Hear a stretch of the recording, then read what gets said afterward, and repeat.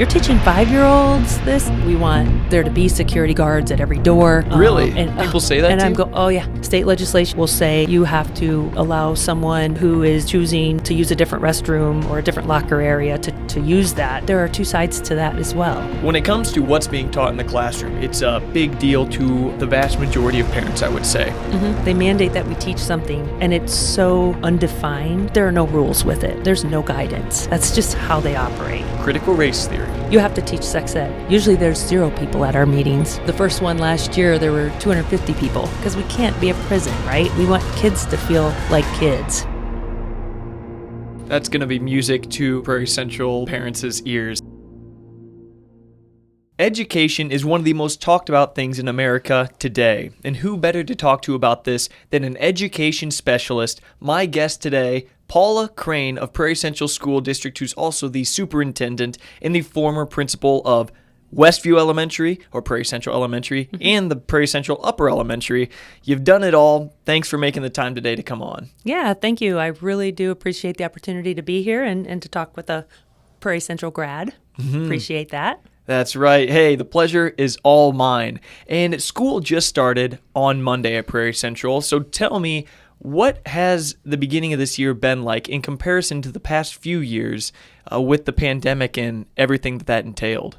It really is amazing that it is a whole different feel, really. I've been in each of the buildings, several of the buildings, I should say, over the last few days, in the morning when kids are coming in and at dismissal time. And the feeling, it's just a much lighter feeling, if that makes sense. It's so great to see the kids coming in. You see the smile on their face. Everyone just seems to be in so much better spirits. And it just makes me happy to know that I just feel like it's going to be a great school year. Masks. Are they required right now? Absolutely. I mean, these are rhetorical questions, but just to put them all out there. It's not rhetorical. It's a thing. Yeah, it's not required. Masks are not required. They're completely optional, and there are a few kids and a few staff members still wearing masks, and we respect that, and we want to support that, and because everyone needs to feel safe at school for whatever reason. So still some wearing them, mostly not, but it is a choice. Okay. Before we get into what it's been like to just be in your position throughout the pandemic, you were here a few years before that in the same position, and now you're here after the fact. I'm going to ask about all that. But first, I kind of want to just get to know who you are. And for people who have kids in Prairie Central, people that are just tuning in to hear more about you, where do you come from? You have a list of not accolades, but degrees. I was so amazed by what you were saying just minutes before we hit record. So tell us, where do you come from? How'd you wind up in this position in the first place? Sure. So as far as my educational career, I graduated from Northeastern Illinois University, actually with a bachelor's degree in science, in biology, and then went on, decided to become a teacher, and came down here to Illinois State University to get my teaching certification, which is additional. I have a biology degree, but then I need additional coursework to teach. So did that, and I taught science for about 5 years, taught physics, chemistry, physical science, intro to life science, all sorts of, the whole gamut. And science is so much fun to teach. So I taught at the high school level, obviously, those courses, and then decided that, I always want to make sure I've got that next thing ready for me. So I decided to get a master's degree in counseling. So I had that whole left brain, right brain thing going on. Yeah, these are different worlds typically. They're very different worlds. So got a master's degree in school counseling and did that for a little while. Actually, that was how I got into the Prairie Central District. Got hired as a grade school counselor, which we don't have that same position anymore. We do have now a lot of social workers at the grade school level, but we didn't have a counselor up until then. And then moved into the junior high as the counselor there, and then decided that, maybe I might like to get into administration. So went to Eastern Illinois University to get a master's degree in educational leadership. from Eastern, which qualified me then to be an administrator, pre-K through 12, and ended up getting a principalship position at the upper elementary, and then moved over to what was Westview at the time, till we kind of restructured in Prairie Central. Then that became Prairie Central Elementary. And during that time, also, while I was a principal, I worked on my ed specialist degree. And that degree is it's sort of an advanced master's degree in education. And so that qualified me to be a superintendent. And it's just a step below a PhD, right? Yeah. The only difference being that you don't write a dissertation. Right. And right. why did you choose not to do that? That's probably the science person in me not liking the writing. That's hilarious. Oh my goodness. There was a lot of writing involved in the other master's degrees. And I remember every time I finished a degree saying, I'm never doing this again, but then went on to the next level. But, at that point I was like, I think I'm satisfied with where I'm at and what I'm doing. And I didn't feel like each of those other degrees I felt like would advance my knowledge and would really advance my career and would help me in what I was doing. And I felt pretty good at where I was at. So for people who don't know exactly what the role of a counselor is, you were a child counselor at Westview when it was Westview. What did your job entail there? Yeah, so actually I worked in, at the time, all of the grade school buildings in Prairie Central. So I went from one to another. I was part-time in each building, of course. And it just depended on the situation. Like there were times when I was actually in classrooms and we would be talking about maybe stranger danger or, some kind of a social emotional thing that would be appropriate to that age level. And sometimes I was pulling kids individually and talking with them.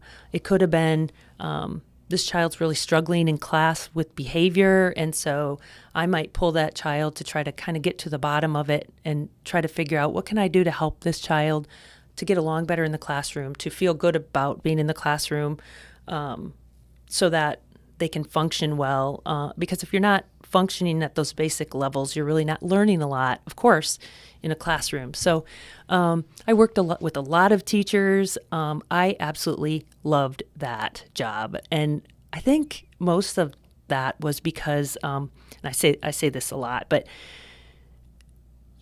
I really learned so much about teaching. High school teaching was a lot different for me than the experience I had when I went to the grade school level and observed teachers and worked with teachers. And it was just, it gave me a real, even more of an appreciation for what teachers do. I remember walking out of there, like one of my first days and thinking, oh, these people are crazy. Like, what are they doing? This is so much work. And it really is. It's so complex. I mean, you are a parent and you are a counselor and you're trying to make sure they have breakfast and you're making sure some of them, maybe they need medicine. Maybe they're just having a bad day. And then you're trying to teach them on top of that. And the work that they did, that I saw and I still see today, it was like art to me. It's really amazing. And I think to me, from the outside, and especially maybe even for a non-educator, it looks so simple. They just make it look so simple. And so you're thinking, anybody can do this. And then when I started observing those teachers, I'm like, yeah, I didn't do that well. If I could go back and teach now, I would be so much better because of what they taught me. And so I loved doing that. I loved being in the classroom. Something about teachers is that they have a big heart more Absolutely. often than not. And then that's teachers, but counselors as well. Your sole job is to counsel these people. You have to have an immense heart. You have to care about their emotional well-being, their well-being in general at home. You're really in the trenches when it comes to children's emotions in psychology. That said, you have a big heart. Teachers have big hearts. They were kind of under the gun these past couple years. Absolutely. Parents were outraged for a number of different reasons, and I just imagine that had to be especially difficult for teachers and educators, especially given the fact that people in those fields are often very heartfelt people. It had to hurt almost a little extra. So I'd like to ask you now, What have the past 2 years been like for you first, and then maybe for educators as a whole? I mean, I think you hit it on the head. I mean, as far as educators go, and especially elementary educators, but all educators, you go into this for a reason, right? I mean, you don't go into it thinking, I'm going to get rich. I mean, you just don't. You go into it because you have a real passion for it, and you have a real passion for kids. And, so of course you're wearing your emotions on your sleeve. And of course you are also shouldering all the emotions of the students that you have in your classroom. And so it is difficult. And, teachers aren't necessarily the people that are as thick-skinned as, so to speak, as some others. So I feel like the last couple of years has been difficult. I mean, of course, my story is different than theirs, but, I try to focus a little bit more on them because I feel like when you go into a leadership role, you have that understanding that there's going to be tough times. You know that not everyone is going to be respectful to you, maybe. Maybe not everyone is going to agree with you and can have that professional conversation. And so, after a while, when you've been in it a while, you get a little bit immune to it. I'm not gonna act like it there aren't hurtful conversations and things like that. But teachers are mostly dealing with kids, and so I've felt really, really bad for them over the last couple years. They get put in the middle a lot. They're doing what they think is best for kids. They're pouring their hearts out for kids. They're working their tails off. And some days it was feeling like nothing they could do was right. And that's really disheartening to them, So, trying to keep that spirit up and not having a lot of recourse, not having a lot to offer, that was difficult. It was definitely a difficult couple of years.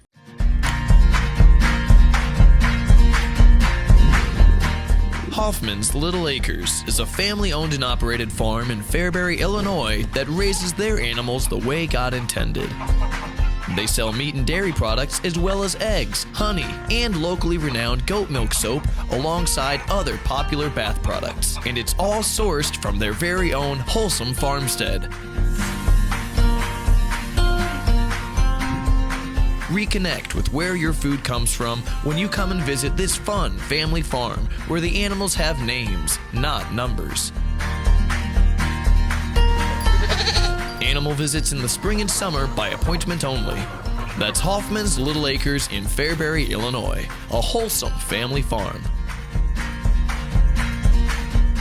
What were some of the things that parents would say to teachers that you heard plenty of times that might have been especially hurtful, for lack of a better term? Yeah, I think, and here's the deal. The thing is that a lot of parents won't say too much straight to a teacher.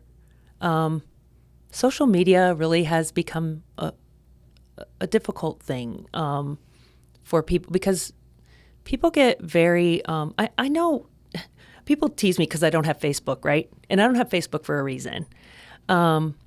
I know that it can be used for good as well as evil, but it seems like, it's just people get behind a computer, behind a screen, behind their phone, and they feel very empowered and very brave.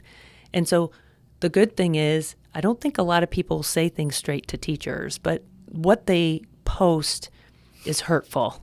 What they post is hurtful. It's unbelievable. It really is. And so that's so damaging. And I don't think people really understand how damaging some of the things that they put on there really can be.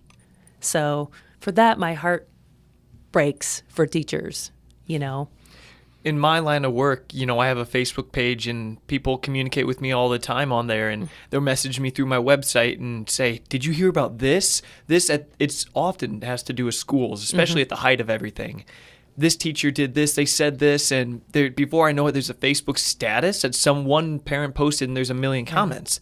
And the comments are insane. This person is evil, fire her. 20 likes. It's like, you don't even know the story. You read a status that was posted just now by an angry parent who, if they could just sit and think a little longer might not have posted it in the way that they did. And then they're dragging their kid into it. Yeah. It was a madhouse. I couldn't believe it. I couldn't imagine being the teacher on the receiving end of that, who probably isn't even going to hear about this until tomorrow, maybe. Sure. After 100 comments are left. Yeah. And after everyone's freaking out about a thing that was misconstrued to begin with in the status. For sure.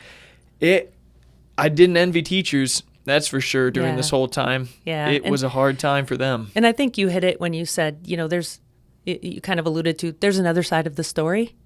And, as professionals, they're not going to get on Facebook and argue with a parent or, say, well, that's really not how it happened. And they're bound by, if it's a specific incident that a parent says, hey, this happened to my kid on the playground today, even if we just have an inert example. And that's one side of the story. People are outraged by that. But then when the teacher knows the real story, you really don't get on Facebook and put that out there and say, hey, listen, actually, that's not right. Here's what your child did. Well, you can't do that. And so you have to let it ride.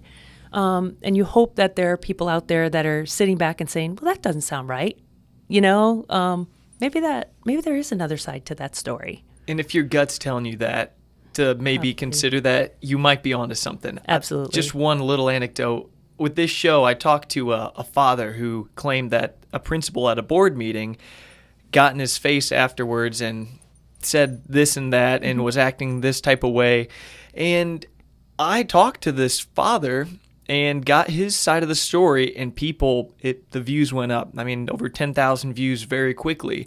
And there's not even 10,000 students at Pontiac in their high school or anything. Right. And so he said that he gave me his story. People got outraged. I felt a little guilty about it. And then the school sent me security footage of that altercation. And it was more than underwhelming. Nothing against his father or anything. Right. He was heated. He was emotional. And he told me the story in this way. And then I posted the video, and people were like, was this the same event? And it was like they barely looked at each other. And it sounded like this guy was about to swing at him.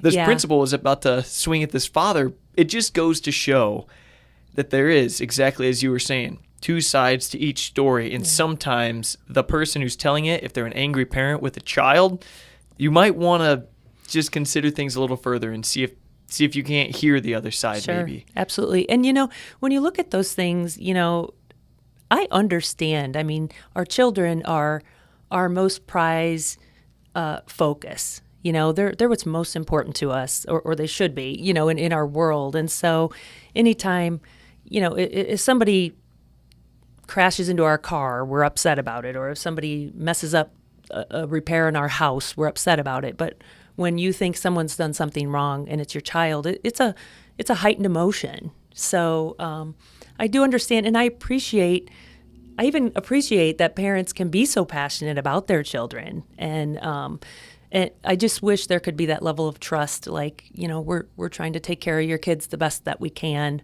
and doing what we think is right for them. So is that the case then? Are all teachers, you can't speak for all of them, would you say the majority of teachers, at least at Prairie Central, are truly there looking out for the well-being of their students? And if that's the case, what aren't some parents maybe seeing that maybe they ought to see or ought to understand so that they can have a better relationship with those teachers? Sure, absolutely. Yes, absolutely. The teachers are very passionate about kids. And if everybody could see all of the work that the teachers do in the background, if there's a child that's struggling, I mean, you're going to see a group of teachers getting together to try to problem solve that in a hurry. And the amount of time and effort that they'll put in to that one child to make sure that child's getting everything that he or she needs. Maybe they need food, maybe they need supplies, maybe they need some counseling. The amount of emotional energy that they can put into one child is just amazing. So they are definitely there for the children all the time. And I think the thing is that unless you're in the walls of the building, you don't see that stuff happening, right? And so I don't think that it's easy to understand everything that goes on in education. I think it's easy to listen to the news, and it's easy to hear what the news perceives is going on, and it's easy to read the Facebook posts, and it's easy to, listen to politicians, and so end of story. Once you read it on the internet, I guess it must be true, So I think if they could really understand what happens, they would be amazed. Mm-hmm. Such as if they could see how much energy and time and effort goes into just ensuring the well-being of these kids and working with the kids. And if they could just see the good heart of the teachers, you believe that maybe that would shift their negative emotions to more positive ones. I do. And the other thing is, and I'm guilty just like everyone else, educators are just by character not people that want to go out and toot their horn or, brag and say, look what we did. It's so you're not going to see a billboard with the number of kids we helped, or, you're not going to see teachers getting on and saying, look at the great things I did. It just doesn't happen. It's not in their nature. You almost wish they would do that just so we know, though, I absolutely do. And it's this year I did not, but generally at our opening institute, I always say, let's tell our story. Let's make sure the story is the right story. Because when we don't tell our story, other people tell it for us, and it's not right. When other people tell it for us, it's not accurate. And so if we can get out there and tell it like it's really happening, it will only help us.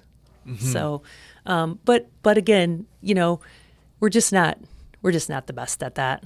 Did you have any teachers reach out to you? I don't know if you're the person that they should reach out to in this situation, but reach out to you to express their feelings of, I don't know, anything negative, I guess. Did anyone come complain to you saying, this is happening, I don't know if I can take it? Because certainly teachers retired like crazy, administrators retired like crazy in the past 2 years.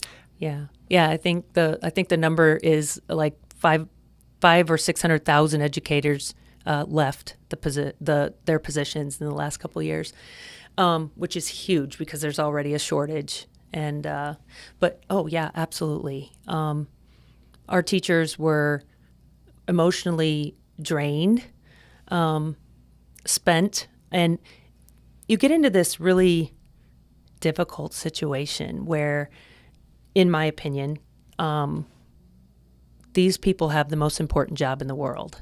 And because nothing exists without teachers, right? I mean, no lawyers exist, no doctors exist, no rich business people exist without teachers. And so wow, that's true. Yeah, and so I just happen to think it's the most important job in the world. And so you are trying to juggle this, like we have to continue on because we can't just not have education for a year or a year and a half or 2 years. We have to push on and you have to continue. But then there's that difficulty of, when you're just emotionally drained, and when you come to school in the morning, you got a class of 20-something children, you have to put on your happy face and you have to give them everything you've got. And it's just difficult to give them everything you've got when you don't have it all, when you don't have much to give. And so they fought through it. We tried to support as much as we could. And, it's like, what can we do besides not have school? What can we do besides not teach kids, because we have to do that. And there are so many, you have to have so many days of school, so we're not getting out early. And so you have all these rules to go by, and not a lot to offer. And it's not like we are, this well-to-do business that can just say, work from home, because that's not the business we're in. We're not in the work from home business. We're in the one-to-one personal business. We're in the I need to feel your emotions. Certainly, as a counselor, you understand the immense value of being face-to-face in person.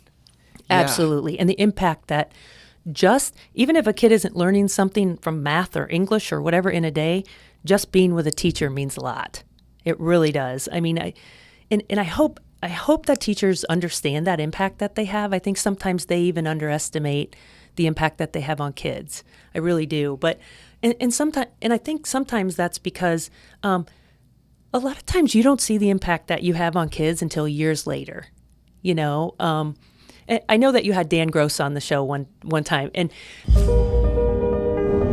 A clean car says so much about you. That's why you need to head to All American Wash in Fairbury. From our massive bays, superior lighting, and undercarriage washing capabilities to our high-powered jets, protective tri-gloss foam, and strong vacuums, you can be sure your ride will glisten like never before. Here at All American Wash, ease of use is a top priority. Our carefully designed app lets you scan your phone for instant access into our automatic bay while receiving discounted rates and free birthday washes. Our layout lets you get right back on the road without any uncomfortable turns. And we know Americans work long, hard hours, which is why we're open 24/7 for your washing convenience. We have staff on site every weekday morning from 9 a.m. to 11 a.m. to help with anything you may need. And we even offer purified drinking water for only 25 cents a gallon. Experience the highest quality wash in Livingston County at an affordable price when you visit All American Wash in Fairbury.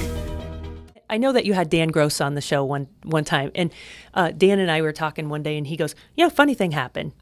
This kid came to my house, and he was ready to go to the military, and he goes, I had this kid, of course, in grade school, because Dan was a grade school principal, and he goes, boy, this kiddo was in my office all the time. He was in trouble. I was always getting on him, saying, here's what we need. We need to do this. We need to do that. And he said, I'll be darned. I thought that kid probably hates me. I try to set him in the right direction the best I can, but it's always like that. Here's what we need to do, and he's a very gentle guy. I'm sure how Dan is. He's a great person. And then years later, this kid shows up at his door, and he had a coffee cup with some stuff in it, and it said, I think it was Marines, U.S. Marines, and he goes, the kid says, I just want to tell you that I'm leaving for the Marines tomorrow, or, whatever the service branch was. I'm leaving for the Marines tomorrow, and that's because you believed in me type of thing, because that's what you did for me. Like, I'm going to be successful because of you. And that was Dan going, I thought that kid probably hated me, but he didn't. And I think that's the kind of impact that teachers have on kids that they may never know, because how often do we go back to a teacher and say, do you know how you affected my life? Do you know what you did for me that year when you made sure I had breakfast every day? Or do you know what you did for me when you said, you know what, we're going to put the math away for a while and we're just going to talk? Or, when you noticed that I wasn't feeling my best, or when you noticed that I was down and out and something wasn't right. And that's part of the impact, and probably a large part of the impact that teachers can have on kids, besides teaching reading, writing, and arithmetic. Teachers save lives. They do. All the time. No, it's such an important role. It's unbelievable.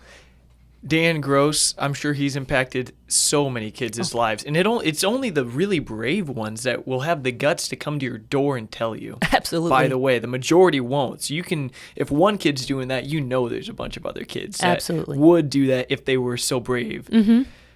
That's a good story, though. Yeah. There's a lot of teachers that have had that same impact, and I can think of not a million, but I can think of a lot of teachers that have had similar profound impacts on me. Mm-hmm. And it's only if you come across them in the future, and it's always years later, that they'll come back and tell you, again, if they're brave enough to do that. But surely teachers serve an incredibly important role, and they can be incredibly beneficial in the development of some kids' psyche. They can save kids literally from suicide. Absolutely. And that happens a lot. I've talked to people on the show who have had stories like that. It's just incredible. And what I want to ask here exactly, before we dive into the specifics at Prairie Central, I want to ask one more broad scope question about education. What do you think, and this has happened since the pandemic, about the sharp rise in homeschooling? What do you think about homeschooling? Have you seen those numbers increase in our area? I'll just cut it off at that. What do you think about all that? Yeah. Just saying, what do I think about homeschooling? It's a tough question because there's so many answers to that, But even if you ask me how many kids we had homeschool, I don't know, because in Illinois there aren't really a lot of regulations about homeschool. So Illinois is one of the least regulated states as far as homeschool goes. So really, I don't know. They're supposed to register at the regional office, but that's not really checked up on. So there could be tons of kids being homeschooled or very few, but I don't really have those numbers. But homeschool is one of those things that could be the best thing for a kid, or it could be the worst thing for a kid. You know, I mean, the situations can be so vastly different. I've experienced both situations, really on the far ends of it. I've experienced a kiddo coming to school in 6th grade that didn't know all of his letters after being homeschooled. Did you say 6th grade? 6th grade, yeah. He was only in school for a couple days with us. But Wait, and then what happened? I'm sorry, I'll let you continue. Then he went back to homeschool. So, yeah, I don't think that is by any means the usual. It's an outlier, maybe. It's an outlier. Okay. But then I've experienced, kids that one in particular I'm thinking of that had special needs, and, mom said, you know what, I'm going to work on this with him at home, and she did that every day, and he is a successful individual because of her. And that one-on-one attention. If we could hire one teacher for every student, I mean, it would be amazing. So really, just making a broad statement is difficult, but I think everybody needs to do what they believe is best for their family and their children. And so there might be something that they can offer to their children that we can't, such as religion. That's extremely important to many people, which is great. But we can't offer that by law. And so if that's a need that you have, then that, and if that's like a driving force for you, that's really the only way you can get that done, a private school or homeschool. So really, it just depends on the needs and how well it's done. Maybe I'll ask you this then. What risks might be associated with homeschooling and maybe people homeschooling who shouldn't maybe homeschool? Yeah. So the risk in that, when you think about, especially when kids get older and you get to the high school level, you have those really specific areas that you're learning about. And it's difficult for somebody which this is the reason we departmentalize at that level, right? Because science people know science, and social studies people know social studies, and English people know English.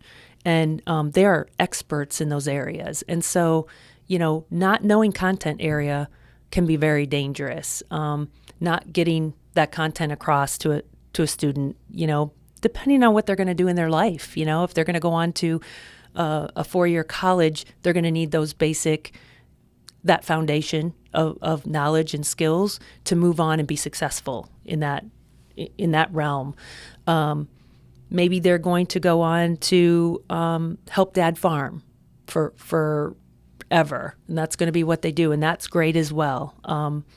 We all have our niche, and so maybe they don't need calculus to do that, or maybe they do. So, really that's kind of the risk in that, and also the mental health aspect. Like if they're getting a lot of socialization and learning how, I think what we've seen in the past however many years is kind of a regression of those skills, of those people skills. The ability for you and I to sit at this table and disagree respectfully with one another, the ability for us to see each other's side of the story and say, I don't think that's right, but you do you and I'll do me. And even just being able to work together with other kids and other people on a project or in a game or, those sort of things, it can be lacking. Now, there are homeschool groups that get together and do all of that stuff. So, again, going back to, homeschool's one word that defines a lot of different situations. Mm-hmm. And also, I think that we have a lot to offer, and especially at Prairie Central, we have a lot to offer with extracurricular type of things, sports teams, FFA, all kinds of agriculture stuff. So that's something that we have to offer. I think that is extremely beneficial to students. Right. I have the honor of having a lot of friends, actually, a strange amount of friends that have been homeschooled. My girlfriend was actually homeschooled, and I have very close friends that were as well. One side of the coin is girlfriend had a great education, actually, and they made sure, her parents made absolutely sure to get their kids out and be social. To be social, to play sports, to do these different leagues so that they were properly socialized. And then they would also link up with other homeschooled kids just to learn from whatever their parents were really good at teaching. And they also do these online things. The way homeschooling typically works is you have a book that you order and you go online and there's a hotline you can call if you need extra help from a teacher, and you watch these videos and you do these tests and you can redo the tests and yada, yada, yada, things like that. Yeah. She got a great education, and all the time when I bring her around family or friends, they're like, "You're homeschooled? You were homeschooled? Yeah. We thought you'd be weird. We thought you'd be awkward." That's the Right. big one. And then I have other friends that were, they said, "We wish we could have gone to school earlier because we're weird. We know we're weird. And my brother, my sister, they act like this." And so you can do it well. It takes a lot of work, it seems, from this little subject group that I've been able to intermingle with. You can do it well, but it's very, very hard. And you can absolutely do it poorly. And that's really, really easy. Right. That all said, though, you mentioned the thing about being social just in general, as a general trend in this age group of kids in school. I read an interesting article not too long ago about high school-aged girls right now, since 2020, hang out with their friends in person. There's been a huge drop-off in this. Hang out with their friends in person, their high school girlfriends, less than 8th grade girls did in the year 2000. A lot less. And so normally what you'd see is 8th grade girls hang out with their friends this much, and then you go into high school, it's all the time because they get away from mom and dad and they're always hanging out. The fact that 2020 girls in high school are hanging out with their friends, it was pre-pandemic though, so do with that what you will. That was an important detail because, during the pandemic, no one's hanging out. Before the pandemic, they were hanging out with their friends less than they were in 2000. 8th grade girls were in 2000. That could be due to social media, a rise in social anxiety, the desire to not go talk to people face to face. I'd just much rather do it from the comfort of my computer so I don't have to intermingle with them physically or anything like that. I don't know why I'm telling you this, really. Maybe I'll ask you this, though. Have you been able to notice in your years in education in the same district, have you seen a decline in kids being socially skilled or just social at all? And if so, or if not, what has that looked like? I think the change that I have seen is, the same thing that I said earlier with people can become a different person when they don't have to face you, so, and it's no different for kids. And so, I just got a call from one of the principals yesterday, and she's like, this child said this to this other child on a Snapchat or whatever, and it was just horrible. And I'm like, whoa, what? Tell me a little bit about this kid. And she's like, no, this kid is great. Really, really nice kid. I don't know what happened. Well, what happened was you change. You're a new person when you're behind a screen, right? And so it's kind of allowed people to hide behind that. And so that does change people, and what you will say to people face to face is very different. But I think some of that then starts to flow over to what I feel comfortable saying to you to your face, and to not show respect or at least be human to each other, And so we do see that. Bullying has been around forever, right? I mean, that is not new. But there's a new platform for that. And it's a little bit easier to do. And with a lot of the online stuff, it's extremely easy.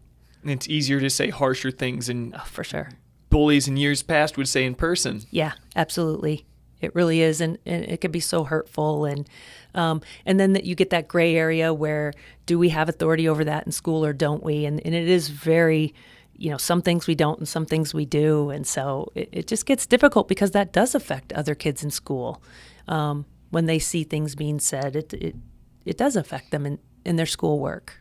So speaking of bullying, when it comes to school safety, it seems like there's been a huge spike in that being a concern.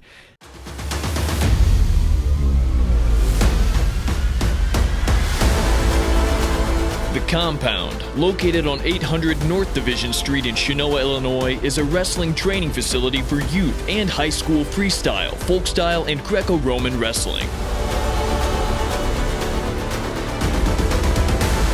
Here we are driven to teach wrestling technique to athletes who strive for the highest levels of success in this sport. Athletes from the Compound have earned gold at IKWF, IESA, and IHSA state tournaments, as well as national and international competitions, and have gone on to wrestle for Division I colleges. For gold standard wrestling education and development, come to the Compound Wrestling Training Center in Chenoa, Illinois. I know at Prairie Central we've added, just when I was in school, you could walk outside the building into the ag building. Mm-hmm. Now there's walls there, so you never really walk outside. What do you think of all that? Is it absolutely necessary, would you say? Just tell me your feelings on that whole topic. This is something as a school administrator that you think about a lot, right? And you have to plan for the worst and expect the best. And I hope that every penny we put into school security is money not well spent, I just hope nothing ever happens that would ever warrant money not well spent, I just hope nothing ever happens that would ever warrant what we've done to keep the building safe and to keep kids safe. But you have to do it because you just, you can't predict. You just can't predict. And so that it's a real thing and it's on people's minds. And every time something new happens, it's very much all over the media. And so kids see that, parents see that, and it can be terrifying. And again, kids don't learn well when their basic needs are not being met. And a basic need for a child is safety. They have to feel safe wherever they are. They have to feel physically safe and they have to feel emotionally safe. And so making that happen is extremely important. We've put a lot into school safety. Even now, we're adding more cameras. We're, making sure that we're changing door locks. We're replacing doors. We've got all sorts of, at the high school, I don't know if you've been there recently, we completely changed the way people enter that building. And so, now you come in, you have to have a door unlocked, you get into an area, and in order to get into school, you have to have another door unlocked, So it seems to be a bit much, but I just think people have to feel that you are aware that there's danger out there and that we're doing all we can to take care of kids and staff. It's a far change from back in the day. I'll even say 80s, 90s, mm-hmm. That recent. I hear stories of athletes getting keys to the building. Just come practice whenever you want. Just come on in. For sure. And all the school building, all the doors were unlocked, right? So right. You could walk in, anybody could walk in any door of a school. Now each teacher needs a key and everybody comes in one door. Visitors come in one door, So, yeah, it's very, very different. What do you say to the parents, though, that say, we're turning our schools into maximum security prisons? Yeah, absolutely. It's funny because I have gotten communication on both ends of that. Like we're not doing enough and we want there to be security guards at every door.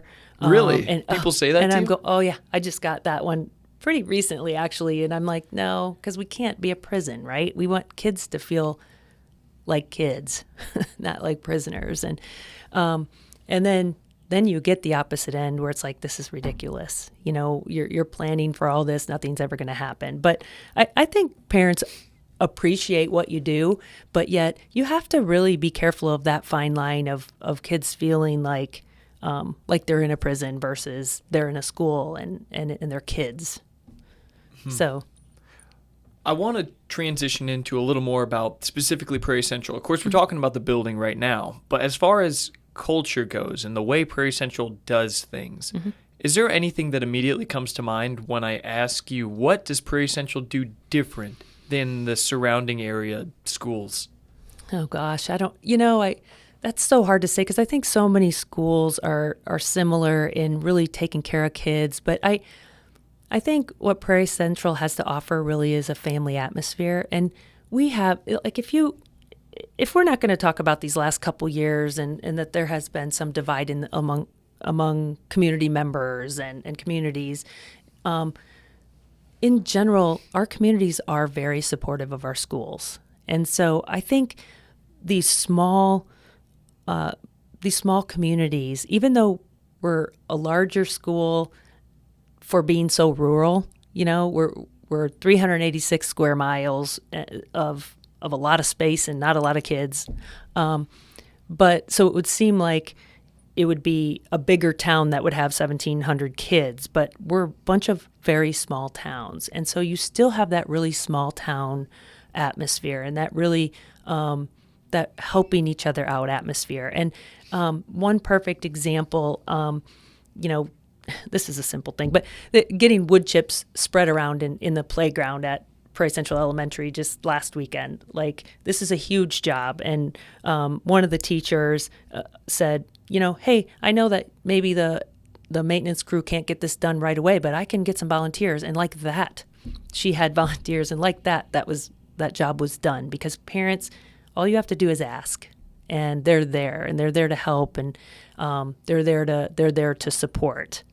So right. No, I mean, I went to Prairie Central. Mm-hmm. That FFA, what was that? It was an auction thing. Mm-hmm. The amount of people that come to that, the amount of money that gets donated is unreal. The amount of donations made to Prairie Central, Emancipation Brewing Company is giving back to Prairie Central and the music boosters and the extracurricular this and that. And I love my time at Prairie Central. It's a great school. The community is incredible, especially in Fairbury where I grew up. It's unreal. There's a special culture in Fairbury, and I only say Fairbury because I don't know about Forest, Chenoa, and Chatsworth. But the people are good people, and I think it has something to do with being founded on Christian values. It's a very heavily Christian area. Agreed. But I really enjoyed Prairie Central. I think it's very special in a lot of different ways, in the amount of community support that it gets. The teachers I even really love. And, well, it was interesting for me during the pandemic. I went to a board meeting and I streamed one of the meetings. Mm-hmm. And that was the first time that I saw, okay, there's some people that don't like what's going on here. My question to you is, has there always been a chunk of people that have maybe been angry at the way Prairie Central does things, or was that just during the pandemic, would you say? I'm sure no matter what, there are always people that will disagree with how things are done in whatever situation you have. Like, that's one thing that you learn for sure as an administrator, that you're not going to please everyone, right? You can't please every community member, every parent, every teacher.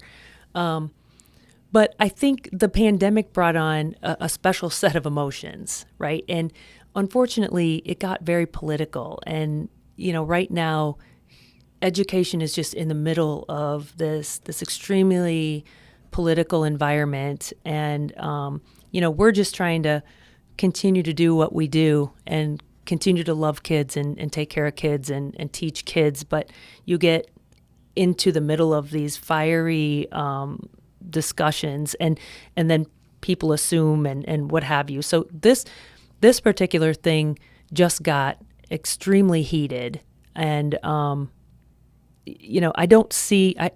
usually there's 0 people at our meetings, right? Mm-hmm. And the first one last year there were 250 people. Oh, was there really? In August that last year, that between being at the actual meeting and zooming in, and so obviously this is something that was important to people. Mm-hmm. And speaking of being political and things getting fiery, I'd like to talk about a particularly divisive topic, mm-hmm. and maybe we can extinguish a fire a little bit, or dampen it a little, or maybe throw gasoline on it. I don't know.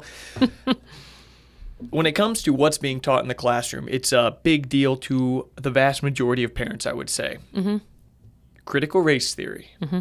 And who exactly knows what that is? Not a whole lot of people. It's kind of complicated, actually. It's a philosophy, I believe, made popular at Harvard. I'm not going to try to specify what that is, and if you can, please do, but critical race theory and just sexual education, I would call it. Mm-hmm. Are those two things talked about a lot on your end of things, on the back end of education at Prairie Central? And what's kind of the general feel? What should parents know about that? What goes into the decision-making about what's being taught? And is there any risk of potentially alarming things being taught?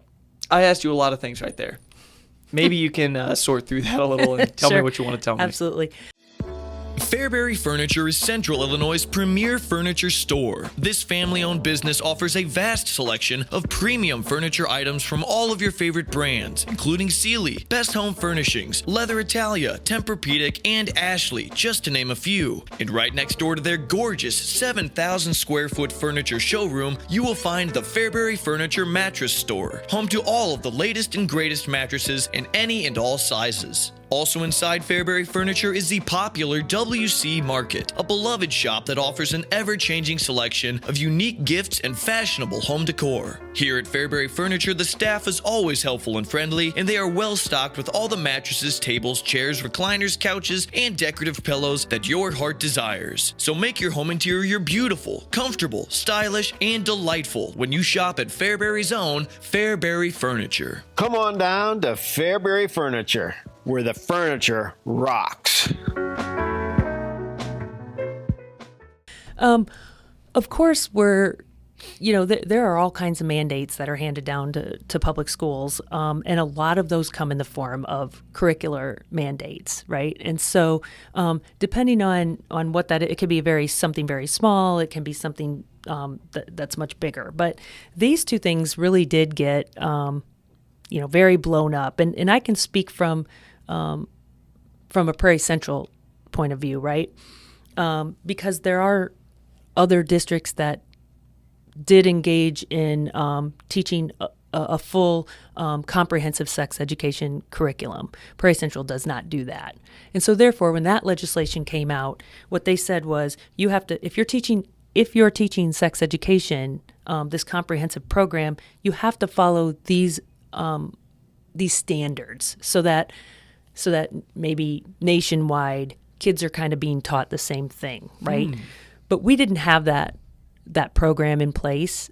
We've not taught sex ed. Now, sex ed looks different, and the problem is that we're calling it that, right? Because that has this, like, what? Kind of like, what? And then it became, you're teaching 5-year-olds this? No. No. So it got it's a misnomer, really. It's, at the lower levels, it's all about safety, right? Maybe stranger danger, just keeping yourself safe. And then it gets to be maybe some health stuff. Here's your body. Here's, you probably remember at 5th grade level when the girls went in one room and the boys went in another. Sure do. Popped in a VHS tape. Right. All the guys laughed. Exactly. Yeah.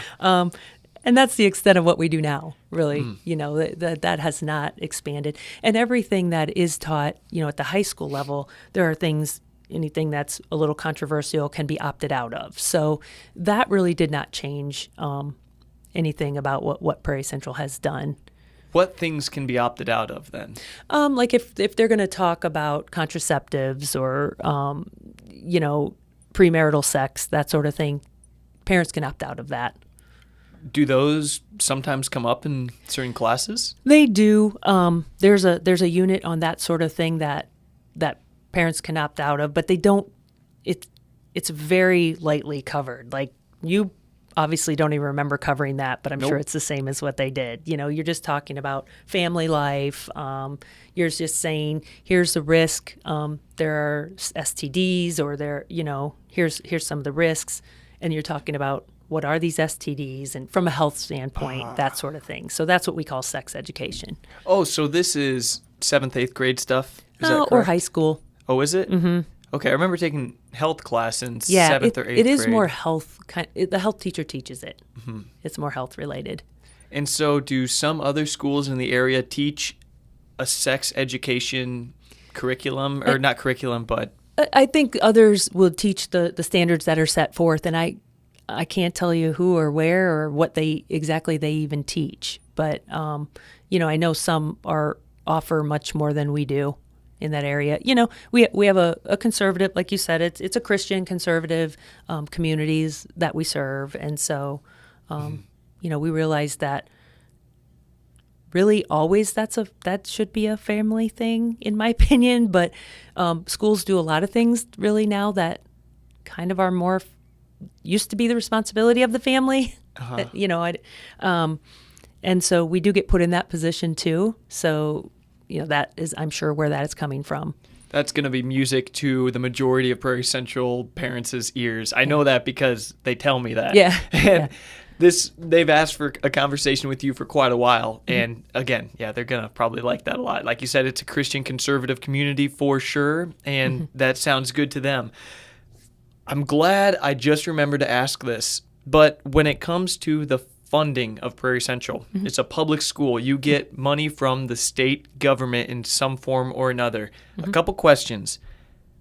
If they say that you, Prairie Central, and all public schools in Illinois need to do a thing or implement a certain law, practice, can you opt out of that? And if you do opt out of that, they say you need to have masks again, or maybe you need to teach sex education and you need to do it in this way. If you say Prairie Central's not going to do that, that might be your decision to make, literally yours. If you opt out of that, do you opt out of funding? And maybe if you wouldn't mind telling us, how much funding do you get in the first place? So state funding is around $6 million. And so really, it depends on the situation. There are things that the state will let you opt out of, where you can apply for a waiver for certain things. And there are certain things that they don't allow you to opt out of. And so you have to hope that the state doesn't come forth with things that you just can't live with. And I will say this quietly, I guess, that sometimes, most of the time when a curriculum mandate comes out, they mandate that we teach something, and it's so undefined that there are no rules with it, and there's no guidance. That's just how they operate. And so they're going to say, let's just say they did this with sex ed, although there's specific guidelines for that. But you have to teach sex ed. Okay, what does that mean to you? What does that mean to you, and what does that mean to District 87 and Unit 5 and, Ridgeview? What does that mean to each individual school district? Or, you have to teach an easier one. You have to teach cursive writing. Okay, so are we going to do a day of cursive writing? Are we going to do a year of cursive writing? What does that mean? So even though they might mandate some of these things, there is still as far as the curriculum goes, there is still some leeway for you to know your audience and be able to kind of tweak what you're doing based on that. And it doesn't mean that we're going to necessarily keep kids in a bubble either. I mean, we have a great community, but some of these kids are going to get out of the community as well. So we do need to know what's going on in our environment, and we do need kids to know that they're going to encounter people that are different than them, and that they're going to be working with people that are different than them. And so we want to give them a well-rounded education that way, so that they can become productive citizens wherever they are, if they're in Fairbury or one of our towns, or if they're in New York, right? Mm-hmm. Right, yeah. God forbid they leave your high school and are just blown away and traumatized almost by all the new types of people that they come into contact with. Sure, yes, you have to get them well-rounded and acclimated to the outside world for sure. Although some parents probably would rather you not do that even. Yeah. But, okay, there are some things you can opt out of. Mm-hmm. What's an example of something you can't opt out of and something you can opt out of?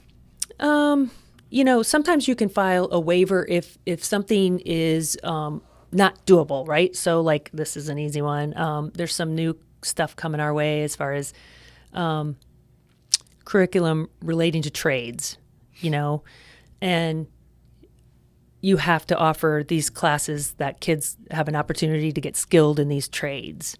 And but if we had to just start up those programs, and that was going to cost us so much money to start those programs that we just didn't have, we could apply for a waiver and say, hey, we can't start this new program. We just can't possibly afford to pay this many more teachers to teach these classes and things like that, right? So there's that sort of thing, but a lot of stuff is not, you're not able to waive. So Such as what? PE. We have to have PE. Math, you have to teach math. But again, they're not well defined. PE is so many days a week, but math is not well defined. You might have to teach these standards, but how much time you put into each of those standards, or how you teach those standards, or at what time you teach those standards can be much more flexible. So they're left intentionally vague in their I think writing. so. Yeah. To allow for freedom and diversity in how things are carried out from community to community. Okay. What happens if you opt out of, or you can't get a waiver for some legislation that's like, hey, you got to do this. You've got to, for example, let anyone use any restroom, just to pick a particularly divisive issue. Right. And that's where it really gets difficult, because something like that, where you have that exact example, where sometimes you have federal legislation that is contradictory to state legislation on things like that. State legislation on that will say that you have to, allow someone who is choosing to use a different restroom or a different locker area to use that. But then, then federal might say, state might say, you don't have to build a separate area for somebody. And where federal will say, no, it's there, you have to do that. So, that is a really difficult thing, especially that that there are two sides to that as well, right? And so you've got kids that you're trying to take care of, and you want to feel safe, but you want all the kids to feel safe. You want every kid to feel welcome. And you also want people to understand and accept and appreciate diversity, while at the same time you're trying to say, oh, I understand your side too, where you might not feel comfortable with this person in your locker room. So, that's where you start to juggle these things, and that not everyone is going to come out of this feeling the same or okay, What happens then if the state says you need to do this and you don't? It depends, because ultimately you will get turned in to the state. We do know that. And so it just depends. Sometimes they might say, we're going to take your accreditation away. And if that happens, then you can give diplomas, but they're meaningless. So by taking away accreditation, which is a thing that the state can threaten you with and do and carry out, it would mean that all the diplomas you give to students are null? Yeah, it would be null. So, I don't know. I don't know that they would do it. I mean, they threatened to do that sort of thing the last couple years. I mean, that was the first time, I think, that I've heard of that got really serious. They can threaten funding. The biggest thing with something like that is when you're talking about civil rights, you're working with a bigger entity, right? So this is the Civil Rights Act specifically pertains to education. And so if you are taking someone's civil right away, you really are opening the district up to some very big litigation and, probably going to do some harm. And, so you're trying to make sure that you are being responsible with taxpayers' money, right? And so opening the district up to litigation like that is really not being responsible with taxpayers' money. And because they're going to, you don't know if the insurance company is going to say, well, you did that on you knew that this was what had to happen. You chose not to do this. So, you're on your own type of thing. So that is a real juggle. It really is. Yeah, it sounds like it. Yeah. How do you make the decision then? Who do you consult with? Well, I think you just try to get as much information as you can. You ask area schools what they're doing. You consider, similar schools to you, and then you ask area schools, what was your solution to this? And sometimes people come up with great solutions. Kids in a locker room of all gender identities. If I don't feel comfortable, maybe we could make a space where anybody can go into this area and dress. So that means that if you are identifying if you are biologically assigned as a male when you are born and you are identifying as a female and you're going into the girls' locker room, and maybe someone doesn't feel comfortable with you in there, they can go to this area and dress. You just try to give opportunities for people to feel comfortable as much as possible, but I don't know that there's a right answer to it. Yeah, no matter what you choose, quite literally, someone's going to be upset about it. For sure, and you really can't help how people feel, that is one thing. You can't help how you feel, you can only help how you react to how you feel, right? So you only have control over that action, not that feeling. Wow. Well, we're getting towards the end of this whole conversation, and I really appreciate you explaining things to me. I've learned almost an overwhelming amount. Really, what it seems like to me is this job could be stressful. And so I'd like to ask you, does the pressure of the job, stress of the job, does it ever get to you, and how do you handle it? Honestly, a lot of times you hear in the different organizations that I'm involved in, they're saying, make sure you're taking care of yourself. Make sure you're doing self-care. And before that was all kind of cliche. Yeah, okay, fine, whatever, And a lot of that stuff became real to a lot of people the last couple years. And then you realize, you really do come to that realization that if I don't take care of myself, I can't take care of anyone else, right? It's the whole, take care of yourself on the airplane thing. When the mask comes down, the person's telling you, put your mask on first and then put your child's mask on. And you're thinking, what? That's not, you can't do that. Well, that makes sense. If you're passed out, you can't help the child next to you, right? So you really do have to do that. And so being mindful of that is important. And over the last couple of years, I've been more mindful of that. And that means something different to everyone. And so taking care of yourself is a very personal thing. What does that mean to you and what does that mean to me really are two different things. And so, spending time with my family is extremely important. So that's what I've said. Sometimes I've just, I was going home. You do a 12 or 13-hour day or 14-hour, depends on if there's a game that night, 15 hours. And then you're going to go home and get your computer out and work some more, right? And so I've tried to be very mindful of when I'm home, I need to spend time with the people I'm there with. Right. And just little things like that.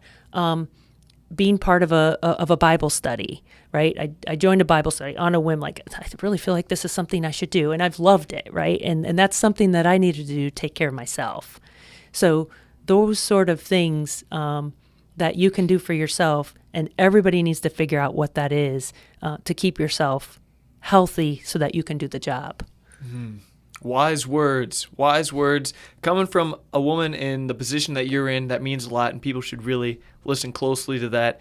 In a completely off topic, in other news at Prairie Central, you're adding a new ag building. Is that right? Yeah, in addition to the ag building, it's pretty exciting. It's we have I know that we have an extremely successful FFA program, an agriculture program. One of the best in the country. Absolutely. And it really is what puts us on the map and also what serves our community, because our communities are very, very heavy ag related. And so, we strive to put kids out there into our community that can get jobs right there in our community and that want to come back and live in our community and have babies, hopefully, in our community and send them to Prairie Central. So we really want to nurture that. And so this new addition would really, we're just in the planning stages of it, of course, but it's just so exciting to see what additional things we can offer kids by adding this space and being able to add maybe some of the coursework and things that are that would be available with this additional and different sort of space. And it also meets some mandates. So, there's some new mandates coming down that are saying that kids are going to need more lab sciences. And so, okay, I'm a science person, but I do realize that not everybody is built for chemistry and physics, and not everybody, that's not their jam, right? So Right. If you can meet those mandates, which we can through some agriculture classes, that's going to meet this whole other group of students and meet their needs and help them to graduate and get those taken care of in that way, in a way that's meaningful to them.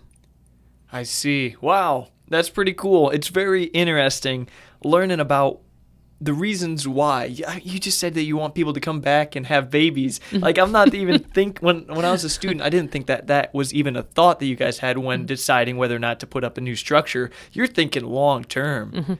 That's incredible. Before we wrap this whole thing up, is there anything else you'd like to say? Like I said, the conversation's been wildly educational and informative and just a darn good conversation. But is there anything else you'd like to say, maybe to families inside the Prairie Central School District or students or anyone watching? Yeah, my message is more for the whole community, but to teachers, thank you for what you do. And it's a daily grind, and it's a difficult job, and it's an underappreciated job, and it's a misunderstood job. And when I say teacher, I mean educator. And when I say educator, I mean everyone in the walls, right? Because education's everywhere, from the person that is cleaning the building for you and sanitizing it, to the person that's feeding you lunch, and the person that's working with you on math. I mean, it's a community, right? And so I want people to remember how important they are, and that there are so many people out there that do appreciate it and that do appreciate educators. And, to your point earlier, those are the people that are not necessarily going to come forward and, come to your classroom or your house one day and knock on the door and say, hey, guess what? You're awesome. So, I hope that people can understand that and really embrace that. I hope that parents can appreciate what we do, can appreciate that we're serving all students and, anyone that comes in our doors, and that maybe they could take a minute and that we appreciate what parents do as well when they work with us and volunteer with us and things, and that maybe they could take a minute to send a teacher a note. Man, I think that would mean the world Yeah. to a lot of teachers. It's incredible how such a little thing like that can make a world of Huge. difference for these people. Yeah. Paula Crane, thank you so much for talking with me today. It's been an honor, and I know everyone's going to love this. So again, I appreciate your time. Thank you. My pleasure, and thank you everyone for watching and listening. Until next Sunday, I'm your host, Paul Garcia. God bless, and have a great week.